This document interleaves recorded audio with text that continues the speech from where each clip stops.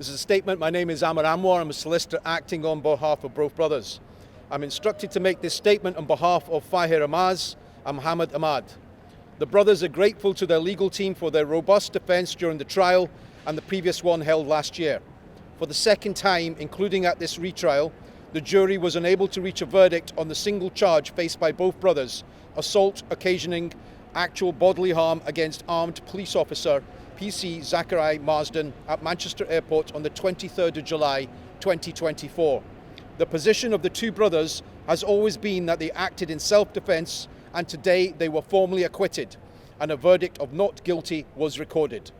PC Marsden, an officer who is at the heart of this case, took a running kick and stamp on the head of Fahir Amaaz after he lay incapacitated on the ground, having been tasered.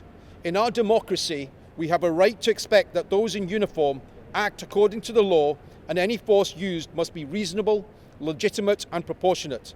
Since the two brothers were charged in 2024, they have been subjected to an orgy of race hate. Meanwhile, politicians such as Nigel Farage and far-right activists have operated with total impunity. Social media posts viewed by millions created a highly prejudicial atmosphere in which a lynch mob mentality that was racist, anti-Muslim, called for deportation, riots, the death penalty and the hanging of the two brothers if they were acquitted. Even their sister and their newborn baby were threatened. The brothers have been accused of being rapists, terrorists, drug dealers, yet they are nothing of the sort. It is a matter of public record that prior to this incident, that both Fahir Amaaz and Mohammed Ahmad had never been in trouble before, and they come from a law-abiding family of multiple police officers who still serve with Greater Manchester Police, including their own older brother. At the heart of this trial was armed officer PC Zachary Marsden, who was described in court as a bully with a badge. This was an officer who, after Fahir Amaaz was tasered, lying incapacitated on the ground, then had a running kick to his head, followed by a stamp.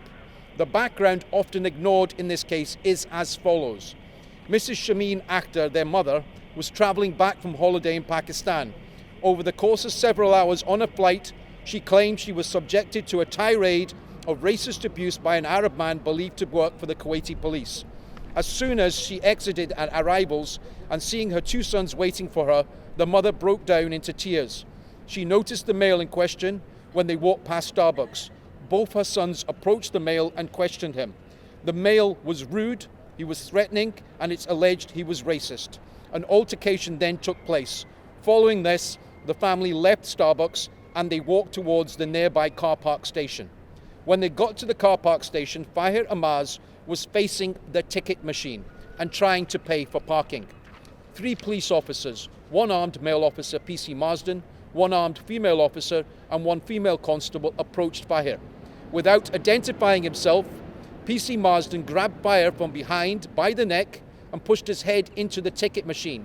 At this point, his older brother, Mr. Ahmad, asked the police officer to move his hand from Fahir's neck. He could be heard in the video saying, "Easy, easy." The aggression and the violence used by PC Marsden was immediate. There was no attempt to speak to Fahir, to ask him to step aside or to caution him. When Mr. Ahmad asked the officer to remove his neck hold, PC Marsden proceeded to punch Mr. Ahmad to the side of his head, elbowing him in his face and punching him several times.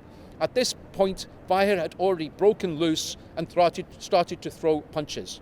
Fahir Amaaz then tried to run at PC Marsden, who had his back to him and who was standing in a shooting stance, pointing what Fahir believed to be a gun at his older brother. In fact, it was his taser. Fahir was then tasered from behind and landed face down on the ground. Mrs. Akhtar, the mother, then goes to Fahir and can be seen leaning on the floor over her son as he lies motionless on the ground. The taser is a less lethal firearm used by police officers that can emit up to 50,000 volts. It is at this point that PC Marsden stands up, ran and took a rugby-style kick into Fahir's face. Mrs. Akhtar, the mother, tried to pull her son's head away as PC Marsden then lifted his foot up and tried to stamp down on Fahir's head. PC Marsden is seen in the CCTV and the mobile footage then kneeing Fahir in the back. At this point, the male officer still has his taser drawn. He then struck the mother, Mrs. Actor, directly in the face using his taser. PC Marsden then went on to kick Amaad, who was compliant, sitting with his hands over his head, and drag him down onto the floor and used his taser again as a weapon and hit him on his head and then held him down with his knee.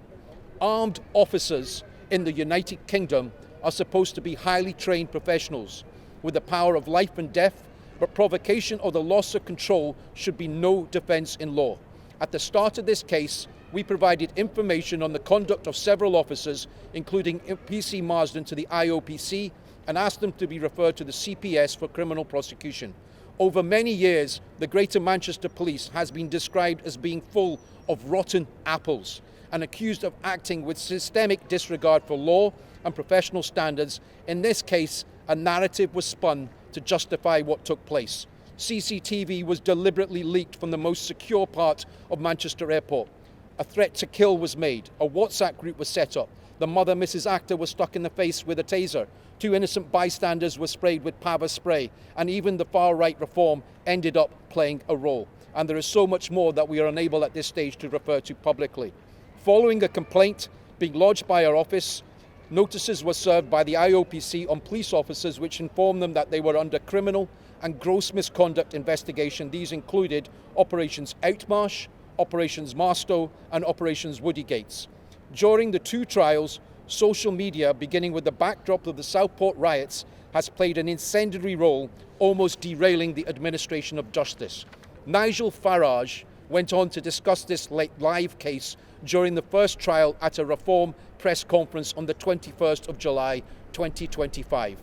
Farage and Reform UK posted his statement, which it said, "In a system of 2-tier policing, under 2-tier justice has taken hold. You only have to look at the reluctance to prosecute those violent thugs in Manchester Airport who beat up the police officers." This happened during the trial. A press conference took place during the first trial and was broadcast live on BBC News, Times News and YouTube channel.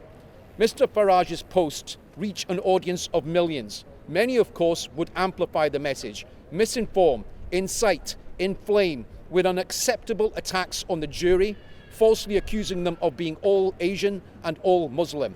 Nothing was further from the truth.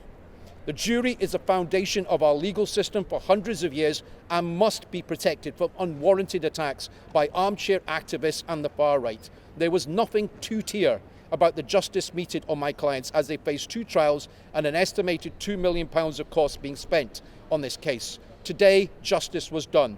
The trial judge last year, as reporting restrictions are lifted, in the first trial, referred Nigel Farage to the Attorney General for the consideration of contempt of court. We also lodged a dossier with the Attorney General on Mr. Farage and several prominent far-right social media offenders. The issue was whether they were guilty of contempt of court.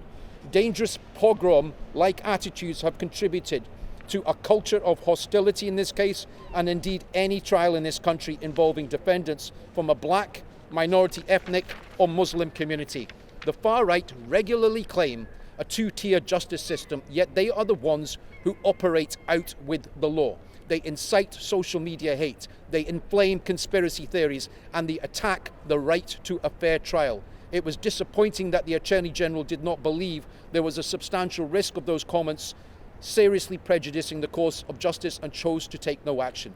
The right to a fair trial is a fundamental principle of the justice system. Where public commentary or online activity undermines that principle, the law must be applied consistently and without fear or favour. As for our armed officers, who are supposed to be highly trained professionals, they are expected to take split-second decisions which can have the power of life and death, but quite rightly, in a democracy, they are expected to justify the decisions they take.